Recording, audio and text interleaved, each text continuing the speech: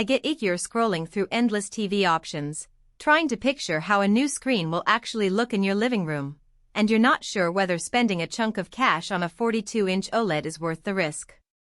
You've probably already wondered if the picture will stay true when the sun hits the wall, if the remote will feel intuitive after a marathon of Netflix, or whether the extra smart features will end up being more hassle than help. Link is in the description if you want to check the product details on Amazon, and I'm here to walk through the things that matter once you actually plug this thing in. First off, the Sony XR42A90K is part of Sony's Bravia XR line, which basically means the TV is built around an AI-driven processor that constantly analyzes what's on the screen and makes tiny adjustments on the fly. In plain English, you're not just getting a static set of picture settings that you have to fine-tune yourself. The TV is constantly thinking about contrast, color balance, and motion smoothing. In my own test setup, a modestly bright living room with a large window behind the couch, I noticed the TV automatically lifted shadow detail in a dark thriller without washing out the bright highlights. That kind of intelligent processing is a real time saver for anyone who doesn't want to spend evenings tweaking the picture menu.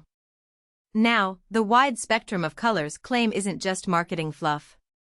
Sony's OLED panel can hit deep blacks because each pixel lights up independently, and the color gamut stretches into the DCI-P3 range that most streaming services use for HDR content. When I streamed a nature documentary shot in 4K HDR, the blues of the ocean felt almost tactile, and the reds of a tropical bird popped without any noticeable banding. If you're the type who watches a lot of high-budget cinema or plays next-gen games that push HDR, that color fidelity translates directly into a more immersive experience. On the flip side, if your viewing habit is mostly daytime news or YouTube clips, you might not notice the difference between this and a good quality LED panel. One of the practical strengths that often gets overlooked with OLEDs is how quietly they run. There are no backlights humming in the background, so the only sound you hear is the dialogue on screen. In a small apartment where you might be juggling a home office call while the TV is on, that lack of ambient noise is a subtle but welcome benefit. The built-in speakers are decent for a TV that size. They fill a 42-inch room with clear dialogue, though you'll still want a soundbar for true cinematic bass. The smart platform runs Google TV, which means you have a familiar interface and voice control without needing a separate hub. I was able to ask the TV to open a specific Netflix series, switch to Spotify, and even dim the lights via a connected smart hub all without leaving the couch. When it comes to daily usability, the remote can be a sticking point. Sony went with a sleek, minimal remote that feels cheap in the hand compared to the bulkier, tactile ones you see on other brands.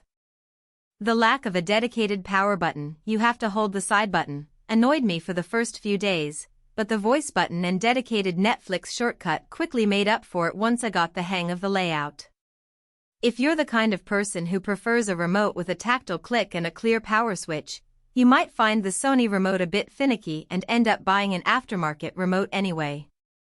Another hidden trade-off is the TV's susceptibility to image retention if you leave static UI elements like a news ticker or a video game HUD on for hours on end. Sony's panel includes a pixel shift feature that moves the image by a few pixels every few minutes, which mitigates the risk for most normal viewing patterns.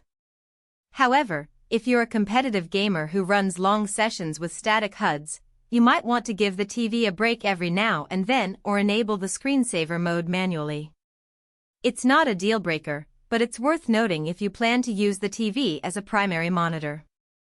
The bundle includes a wall mount bracket and a 2-year Amber protection plan, which is Sony's take on an extended warranty that covers accidental damage like screen cracks.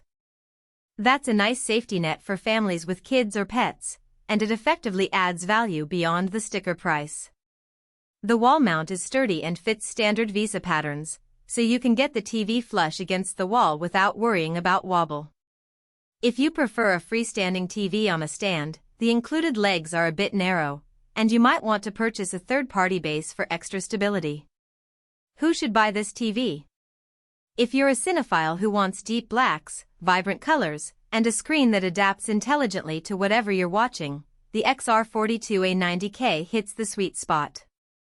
It's also a solid choice for gamers who need low input lag and fast response.